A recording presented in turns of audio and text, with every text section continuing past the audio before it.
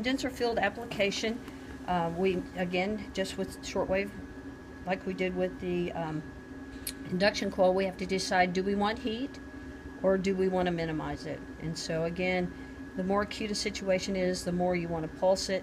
Subacute, probably about 50% of the time, and then these two settings down here, the 100 and 400, are almost complete heat. So we have to decide here, do we have a situation where we want to minimize the heat? If we don't, then we simply advance it to the next screen.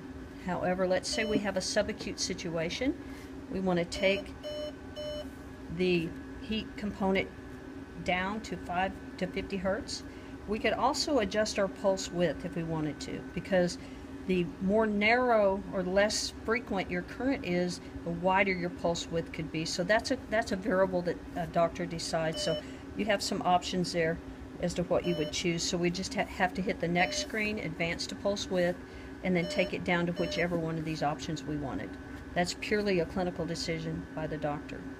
Okay, if we want this setting, then we hit the next, and you can see it is showing us our condenser field. If it had the induction coil and we wanted condenser field, we'd have to move down and select it. So our 3 columns here are good, so we're going to go ahead and hit next and advance it. If it's a chronic situation, we would do 20, but we've chosen a non-chronic situation, so we're pulsing, so we automatically know that we have to decrease our time because we're minimizing the thermal, so we want to be consistent across the board. So we've selected 10 minutes, and then we would have our condenser field placed on the person like we showed just a moment ago, and we would hit the start button.